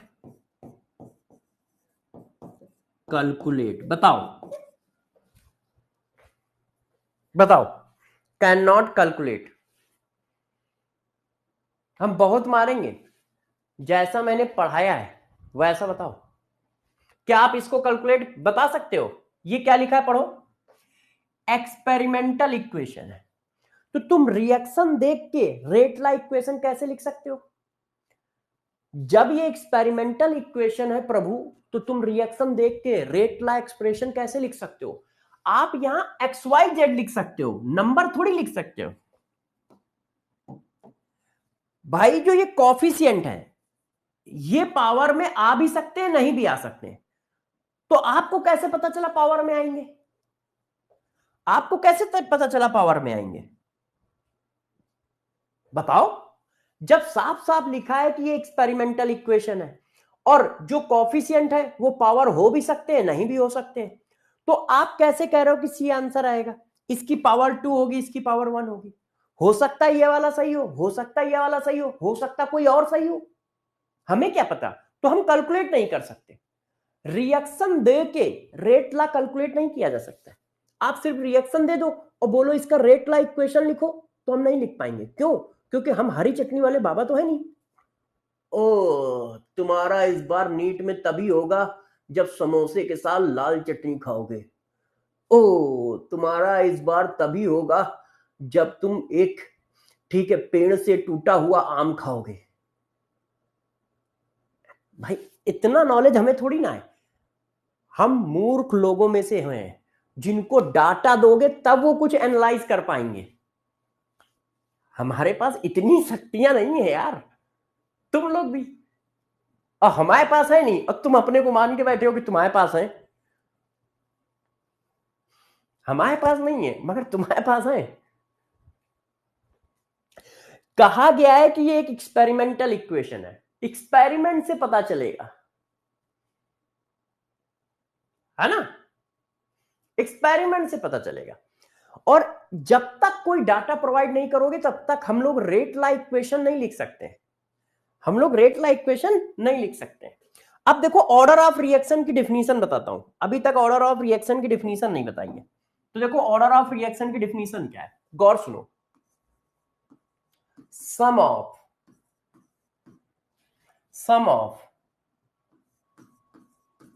power of concentration of reactant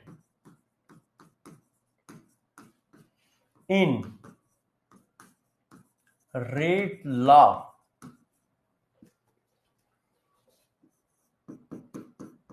expression equation, sum of power of concentration of reactant in rate law equation is known as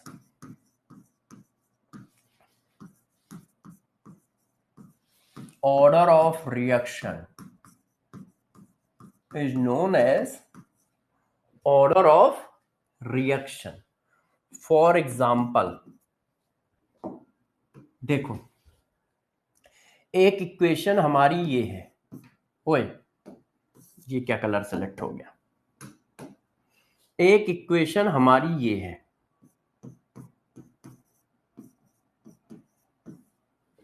तो अब इसकी रेट ला इक्वेशन ये आई,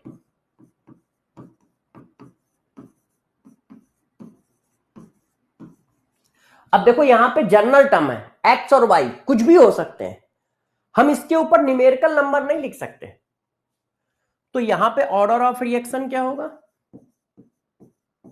ऑर्डर ऑफ रिएक्शन क्या होगा, ये rate law equation है, इसकी power का सम एक्स और वाई, ऑर्डर ऑफ रिएक्शन ये रेट ला इक्वेशन में, रेट ला इक्वेशन में कंसंट्रेशन की पावर का सम, रिएक्टेंट के कंसंट्रेशन की पावर का सम,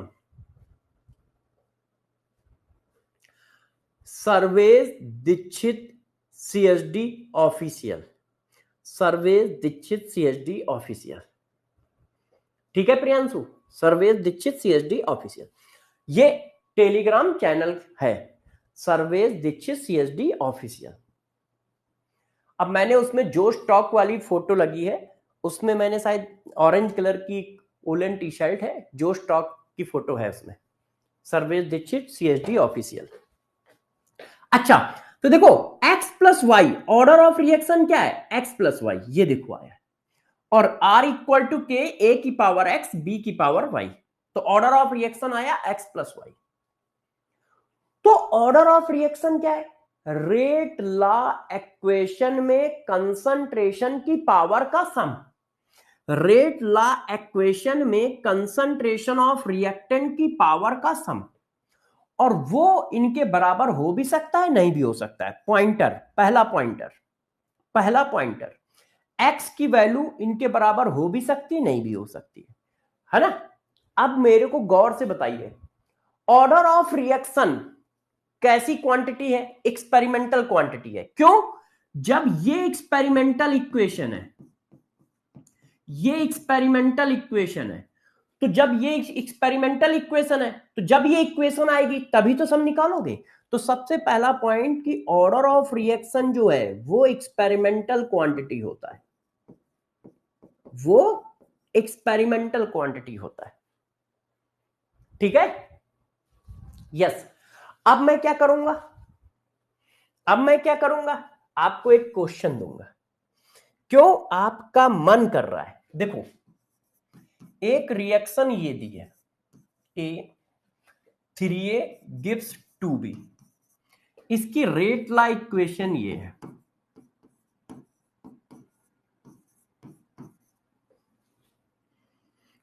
find out order of reaction, option 3, option 2, option 3/2, option 2/3। बताओ मुन्ना, बताओ।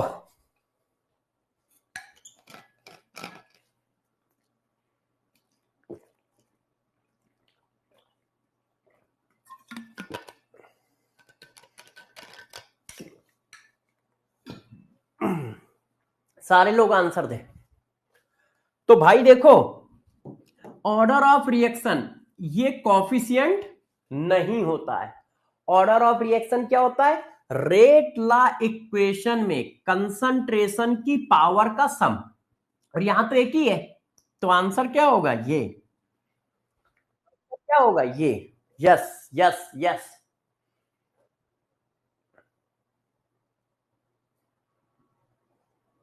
अरे जो तुम टेलीग्राम चैनल पे मैसेज सेंड करोगे ना, वो ऑटोमेटिक चैट में चला जाता है, वो मुझे मिल जाएगा।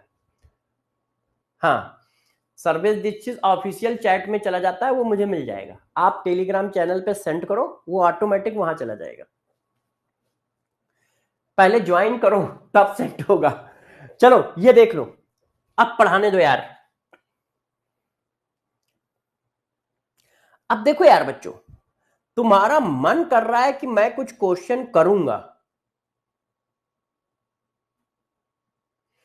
तुम्हारा मन कर रहा है कि मैं कुछ क्वेश्चन करूंगा और आंसर बताऊंगा, तो जरा इन क्वेश्चनों के आंसर बताओ, इन क्वेश्चनों के आंसर बताओ। देखो मैं क्वेश्चन पढ़ के सुनाता हूं। एग्जाम्पल 4.3 एनसीईआरटी का, calculate the overall order of A reaction with which have the rate expression.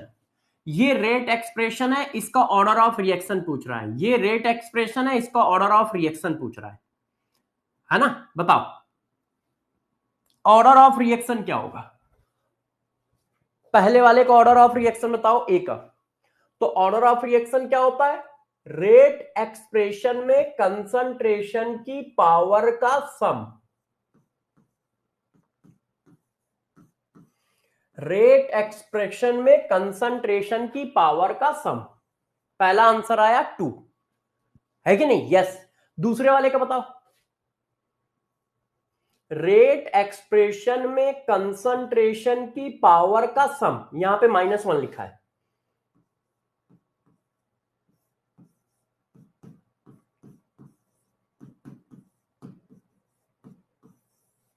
.5। Rate expression में कंसंट्रेशन की पावर का सम। यस, पूरी एनसीईआरटी करा दूंगा, पूरा सब कुछ करा दूंगा। Yes yes yes. ओफो, मानोगे नहीं, बहुत जिद्दी हो, हैं? बहुत जिद्दी हो, नहीं मानोगे तो लो करो।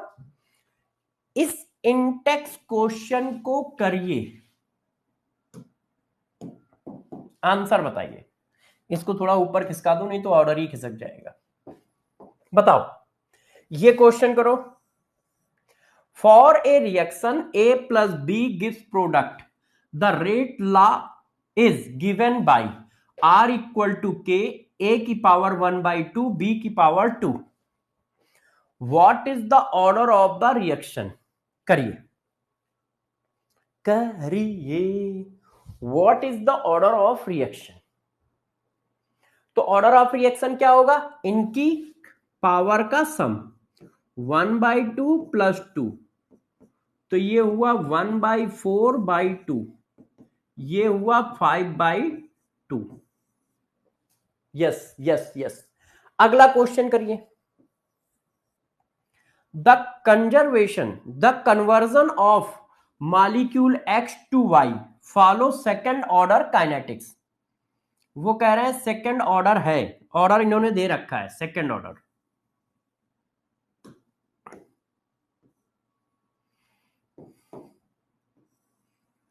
सेकेंड ऑर्डर काइनेटिक्स, ठीक है। It concentration of X is increases to 3 times. How will it affect the rate formation of Y?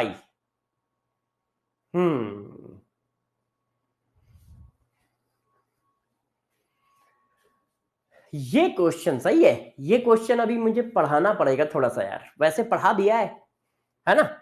वो कह रहा है X जो है Y में कन्वर्ट हो रहा है, ये एक रिएक्शन है, और ये रिएक्शन सेकेंड ऑर्डर की है, मतलब ऑर्डर कितना है? सेकेंड है। ये ऑर्डर कितना है? सेकेंड। ऐसे अब वो पूछ रहा है it concentration of X is increases to 3 time. यदि एक्स का कंसंट्रेशन 3 टाइम इंक्रीज कर दिया जाए, how will it effect the rate of formation of Y, तो ये rate of formation of Y पे क्या इफेक्ट डालेगा, ये कह रहा है। तो जब यार देखो रेट ऑफ रिएक्शन किसके बराबर होता है, rate of X divided by 1, rate of Y divided by 1, इसका मतलब ये सब के सब आपस में बराबर है, सब के सब आपस में बराबर है कि नहीं। तो रेट ऑफ रिएक्शन में क्या हुआ, जब आप कंसंट्रेशन को 3 टाइम्स कर दोगे तो ये ऐसे आ गया। तो जो ये नया रेट ऑफ रिएक्शन आया, ये जो नया रेट ऑफ रिएक्शन आया, ये पुराने रेट ऑफ रिएक्शन के 9 गुना आया। नया रेट ऑफ रिएक्शन पुराने रेट ऑफ रिएक्शन के 9 गुना आया। तो जब रेट ऑफ रिएक्शन 9 गुना हो गया तो rate of formation of Y भी 9 गुना हो जाएगा। रेट ऑफ रिएक्शन 9 गुना हो गया तो rate of formation of Y भी 9 गुना हो जाएगा। क्यों, क्योंकि ये तीनों आपस में बराबर है। तो जितने गुना ये बढ़ेगा उतने ही गुना ये बढ़ेगा, जितने गुना ये बढ़ेगा उतने ही गुना ये बढ़ेगा। हाँ, बानो कह रहे हैं समझ में नहीं आया, मैं समझाता हूं। देखो देखो, क्या कल आपको मैंने ये बात पढ़ाई है ऐसे, कल मैंने ये बात पढ़ाई है कि रेट ऑफ रिएक्शन और इंडिविजुअल रेट में क्या रिलेशन होता है। रेट ऑफ रिएक्शन जो होता है individual rate divided by coefficient के रेशियो के बराबर होता है, individual rate divided by coefficient के रेशियो के बराबर होता है। पढ़ाया है कल पढ़ाया था कि रेट ऑफ रिएक्शन अलग चीज है, इंडिविजुअल रेट अलग चीज है मुन्ना। और रेट ऑफ रिएक्शन क्या होता है, इंडिविजुअल रेट डिवाइडेड बाय उसका coefficient, individual rate divided by उसके कोफिशिएंट के रेशियो के बराबर रेट ऑफ रिएक्शन होता है। तो रेट ऑफ रिएक्शन ये है, दूंगा बेटा CSD यार, क्यों परेशान हो, दूंगा अभी दूंगा, ये है। तो अब हमारे पास इक्वेशन यहां पर ये है। अब बताओ रेट ऑफ रिएक्शन किसके बराबर होगा, रेट ऑफ एक्स बराबर रेट ऑफ वाई। क्यों, कोफिशिएंट कितना है, 1 1 है। तो तीनों रेट बराबर है, यदि ये बढ़ेगा तो ये भी बढ़ेगा, ये बढ़ेगा तो ये भी बढ़ेगा। अब आपको रेट इक्वेशन ये दी है, ये जो इक्वेशन होती है ये रेट की इक्वेशन है, इंडिविजुअल नहीं है, रेट ला इक्वेशन है। रेट ऑफ रिएक्शन की इक्वेशन ये दी है, ये क्या दिया है, रेट ऑफ रिएक्शन दिया है। ये रेट ऑफ एक्स और रेट ऑफ वाई थोड़ी दिया है, ये रेट ऑफ रिएक्शन दिया है। अब जो रेट ऑफ रिएक्शन है वही ये है, तो आपने ये डाल दिया। तो पहले वाई का रेट कितना था, देखो पहले वाई का रेट कितना था, इतना इतना। अब आपने क्या किया, आपने क्या किया, एक्स के कंसंट्रेशन को ट्रिपल किया। ये देखो क्वेश्चन में कहा गया है the concentration of X is increases to 3 times. तो आपने एक्स के कंसंट्रेशन को ट्रिपल किया तो नया रेट ऑफ रिएक्शन क्या आया, आपने एक्स के कंसंट्रेशन को ट्रिपल कर दिया तो ये आ गया ना यार।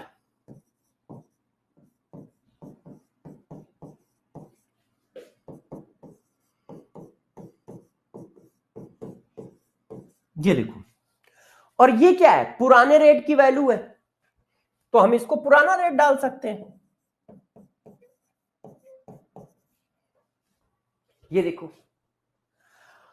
अब नए रेट की जगह नया रेट ऑफ वाई, पुराने रेट की जगह पुराना रेट ऑफ वाई, तो वाई का रेट भी क्या हो गया, 9 गुना। रेट ऑफ रिएक्शन भी 9 गुना हुआ है और rate of formation of Y भी 9 गुना हुआ है। क्यों, क्योंकि ये तीनों आपस में बराबर थे, ये तीनों आपस में बराबर थे। क्लियर है, क्लियर है।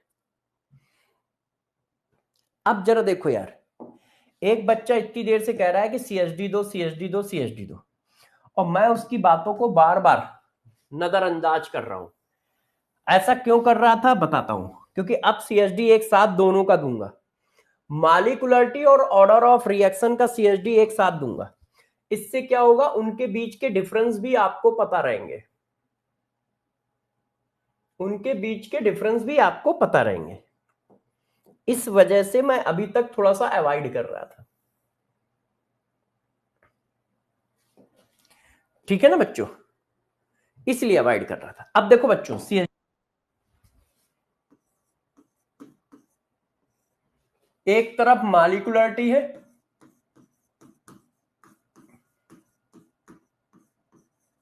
और एक तरफ है ऑर्डर ऑफ रिएक्शन।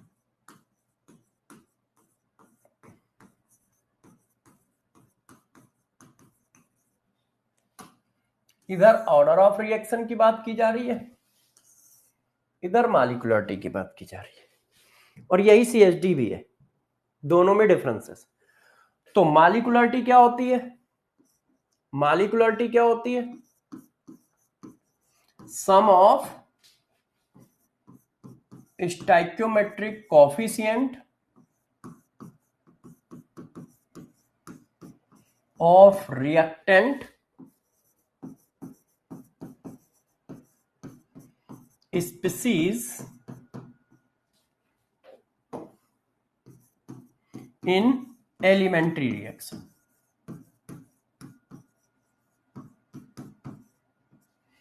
डिफिनीशन तो अलग थी, डिफिनीशन क्या थी, हम सीएचडी लिख रहे हैं ना, सीएचडी का मतलब जो अपने काम की चीज है, कॉन्सेप्ट। डिफिनीशन क्या थी, total number of species collide simultaneously in an elementary reaction. मगर अब हम सीएचडी लिख रहे हैं, ये क्या है, ये क्या है, sum of power of reactant concentration, sum of power of reactant concentration in rate law expression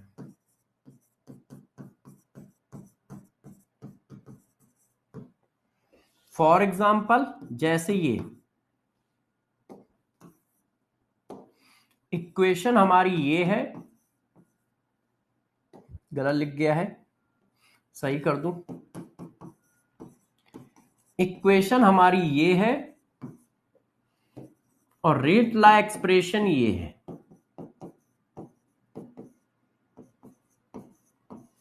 तो ऑर्डर ऑफ रिएक्शन कितना होगा, ऑर्डर ऑफ रिएक्शन कितना होगा, x प्लस वाई होगा। ठीक है, x प्लस वाई होगा। ओके बेटा, लक्ष्य समझ गया, 604 नंबर है, वेरी गुड, बहुत अच्छी बात है। आओ पढ़ाई करो पहले। तो देखो मॉलिक्यूलरिटी क्या है, एलिमेंट्री रिएक्शन में स्टोइकियोमेट्रिक कोएफिशिएंट का सम। जैसे मान लो ये एक एलिमेंट्री रिएक्शन है, ये एक एलिमेंट्री रिएक्शन है, देखिए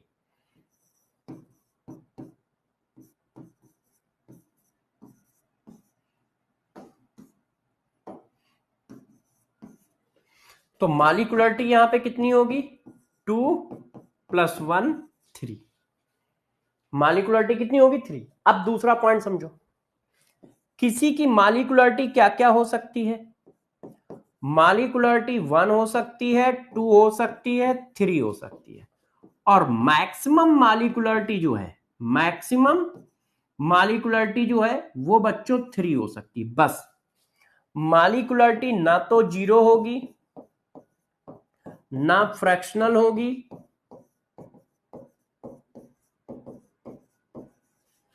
और ना निगेटिव होगी।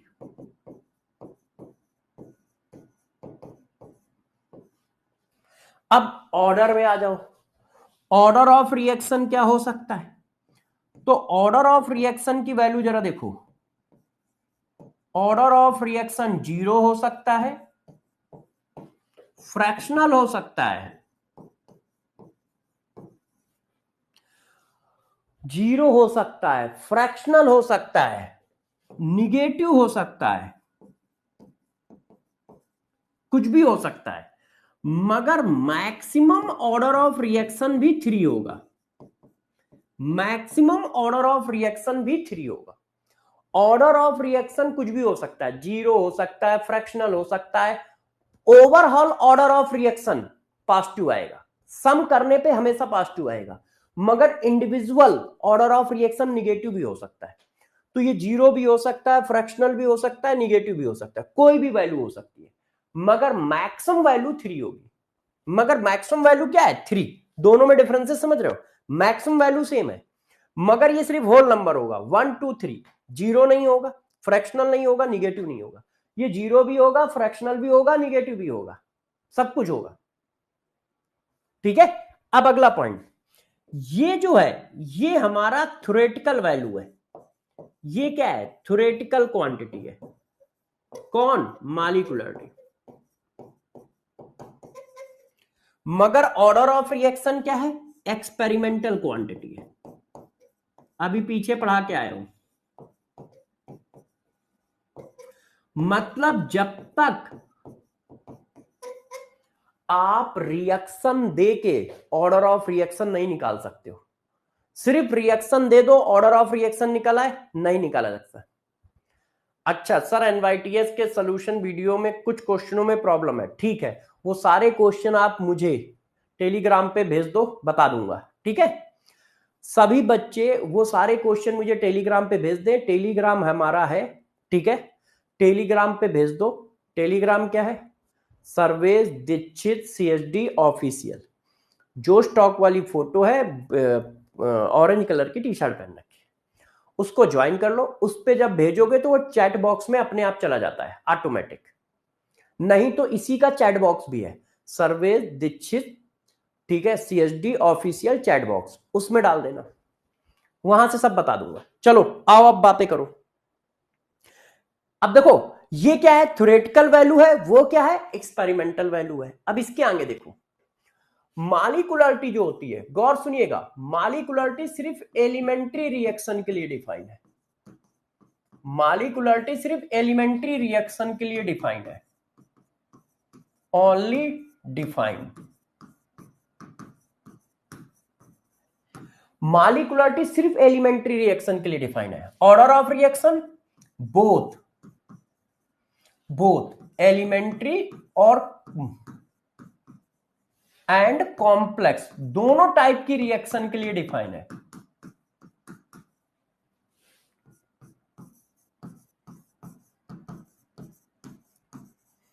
ऑर्डर ऑफ रिएक्शन दोनों टाइप की रिएक्शन के लिए डिफाइन है। ऑर्डर ऑफ रिएक्शन दोनों टाइप की रिएक्शन के लिए डिफाइन है, मगर एलिमेंट्री रिएक्शन के लिए सिर्फ मॉलिक्यूलरिटी दिखाई है। ठीक है, ध्यान रखिएगा, ध्यान रखिएगा। अच्छा ठीक है सर, आपने होमवर्क क्वेश्चन डिस्कस नहीं किए हैं। अरे यार, तो होमवर्क क्वेश्चन खुद नहीं कर पाए हो, खुद नहीं कर पाए हो। चलो अगले क्लास में डिस्कस कर लूंगा, ठीक है, अभी पढ़ाने दो, अगली क्लास में डिस्कस कर लूंगा, टेंशन न लो। अच्छा, अब गौर से जो मैं बात लिख रहा हूं जरा गौर से सुनिएगा, गौर से सुनिएगा। नोट डाल के लिख रहा हूं, ये नोट डाल के मैं दोनों में लिख देता हूं, जैसे आपको दोनों में याद रहे। For elementary reaction, elementary reaction के लिए मॉलिक्यूलरिटी और ऑर्डर ऑफ रिएक्शन बराबर होते हैं, इक्वल होते हैं। और एलिमेंट्री रिएक्शन का ऑर्डर ऑफ रिएक्शन आप देख के बता सकते हो, वो किसके बराबर होता है? Sum of stoichiometric coefficient of reactant. मगर ये सिर्फ एलिमेंट्री रिएक्शन के लिए होता है, ध्यान रखिएगा, और किसी के लिए नहीं। एलिमेंट्री रिएक्शन का ऑर्डर ऑफ रिएक्शन और मॉलिक्यूलरिटी बराबर है, और एलिमेंट्री रिएक्शन का ऑर्डर ऑफ रिएक्शन आप देख के बता सकते हो, और किसके बराबर होता है? Sum of stoichiometric coefficient of reactant. Complex reaction का आप नहीं बता सकते, उसके लिए हमें कुछ और चाहिए होगा, क्योंकि ये एक्सपेरिमेंटल क्वांटिटी है। ऑर्डर ऑफ रिएक्शन क्या है? एक्सपेरिमेंटल क्वांटिटी है। मगर यदि वो रिएक्शन एलिमेंट्री है तो ऑर्डर ऑफ रिएक्शन और मॉलिक्यूलरिटी आपस में बराबर होंगी, और आप ऑर्डर ऑफ रिएक्शन को थ्योरेटिकली भी निकाल सकते हो, ऑर्डर ऑफ रिएक्शन को थ्योरेटिकली भी निकाल सकते हो, आपको कोई दिक्कत की बात नहीं है। ठीक है, जरा गौर से देख लेना, कोई दिक्कत की बात नहीं, गौर से देख लो। अच्छा, एक और नोट जो इसके लिए, यदि हमारी रेट इक्वेशन ये है तो x की वैल्यू, मैंने रेट इक्वेशन पीछे लिख रखी है, एक और पॉइंट, x n के बराबर हो भी सकता है और x n के बराबर नहीं भी हो सकता है, y n2 के बराबर हो भी सकता है, y n2 के बराबर नहीं भी हो सकता है। ये जो पॉइंट लिखा है वो ये देखो, ये कॉफिशिएंट है, ये पावर है, ये कॉफिशिएंट है, ये पावर है। तो पावर कॉफिशिएंट के बराबर हो भी सकती है, नहीं भी हो सकती है, पावर कॉफिशिएंट के बराबर हो भी सकती है, नहीं भी हो सकती है, ये कोई कंपल्सन नहीं है। ठीक है, ये कोई कंपल्सन नहीं। क्लियर है? क्लियर है? इस बात को समझ गए? दोनों में डिफरेंसेस और दोनों में समानता, दोनों एक साथ लिखिए, जैसे आप इन चीजों को पकड़ पाए, जैसे आप इन चीजों को कर पाए, समझ पाए कैसे कैसे क्या क्या करना है। अच्छा, अब देखो मैं एक क्वेश्चन करके दिखाता हूं, एक क्वेश्चन देखिए, आपको बताना है जो मैं पूछ रहा हूं।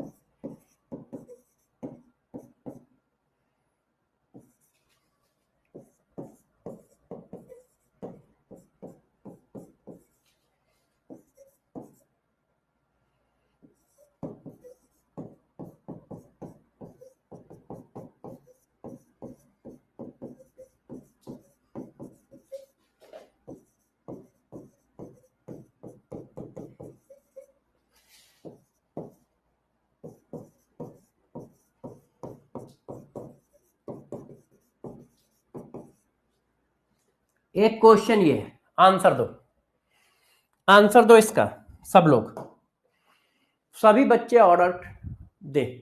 ए plus B gives product, example of elementary reaction, select the correct option. Order of reaction 1 है, ऑर्डर ऑफ रिएक्शन 2 है, ऑर्डर ऑफ रिएक्शन हाफ है। ऑर्डर ऑफ रिएक्शन एक एक्सपेरिमेंटल क्वांटिटी है, कैन नॉट कैलकुलेट। ये एलिमेंट्री रिएक्शन है, इसलिए आप order of reaction को क्या कर सकते हो? कैलकुलेट कर सकते हो रिएक्शन देखकर। ये मैंने अभी पीछे पढ़ाया है कि ये एक एलिमेंट्री रिएक्शन है, इसलिए आप ऑर्डर ऑफ रिएक्शन को रिएक्शन देख के कैलकुलेट कर सकते हो।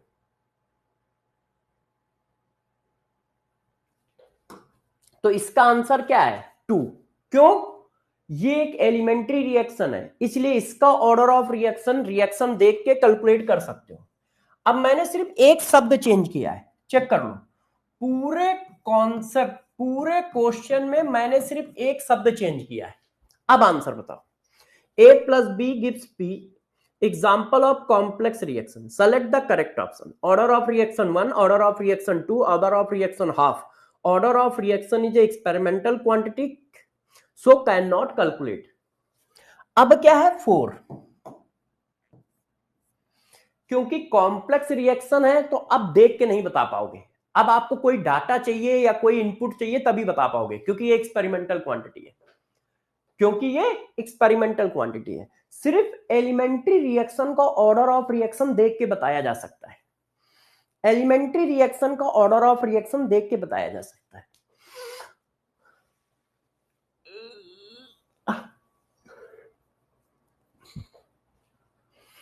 अगली क्लास जो होगी ना क्वेश्चनों से भरी होगी, क्योंकि आज ऑर्डर ऑफ रिएक्शन की डिफिनीशन बता दी है। अगली क्लास में आप ये मान के चलो पूरी क्लास में कम से कम 20 क्वेश्चन करोगे, मिनिमम 20 क्वेश्चन। तो जो कल की क्लास होगी ना बहुत मजेदार होगी। कल कम से कम 20 क्वेश्चन करोगे, क्योंकि आज क्वेश्चन किए हैं 7-8 क्वेश्चन आज भी किए होंगे, मगर आज थ्योरी में टाइम पास हुआ है। ऑर्डर ऑफ रिएक्शन की थ्योरी क्लियर करना जरूरी थी। कल की क्लास में ऑर्डर ऑफ रिएक्शन डिटेल में चलेगा, मतलब इसके क्वेश्चन कैसे आएंगे, उनको करोगे कैसे वो सिखाएंगे। तो क्वेश्चन कैसे करोगे, कितने तरह के क्वेश्चन पूछ सकता है, उस पर बात होगी, उस पर बात होगी। तो आज की क्लास इसी जगह पे हम वाइंड अप करेंगे। आज की क्लास इसी जगह पे वाइंड अप करेंगे। आप ये सब अच्छे से रिवाइज करके आइएगा, ये वाला सीएसडी, ऑर्डर ऑफ रिएक्शन और मॉलिक्यूलरिटी में डिफरेंस का, है ना, ठीक है ना। और कल की क्लास में हम लोग इसका क्वेश्चन करेंगे और फर्स्ट ऑर्डर करेंगे या जीरो ऑर्डर करेंगे। इसके क्वेश्चन करेंगे साथ में जीरो ऑर्डर करेंगे और फर्स्ट ऑर्डर करेंगे। हाँ, पीवाईक्यू भी सारे कराऊंगा, एनसीईआरटी के क्वेश्चन भी सारे कराऊंगा, अलग से क्वेश्चन भी सारे कराऊंगा। सब कुछ बैच के अंदर ही होगा, पीवाईक्यू भी बैच के अंदर होगा, एनसीईआरटी भी बैच के अंदर होगा, ठीक है, मेरे क्वेश्चन भी बैच के अंदर होंगे, सब करा दूंगा। बस आपका काम है क्लास में खूब क्वेश्चन की प्रैक्टिस मेरे साथ करना। यस, बाय बाय, अपना ध्यान रखिए, ठीक है, नेक्स्ट क्लास में मिलेंगे कल।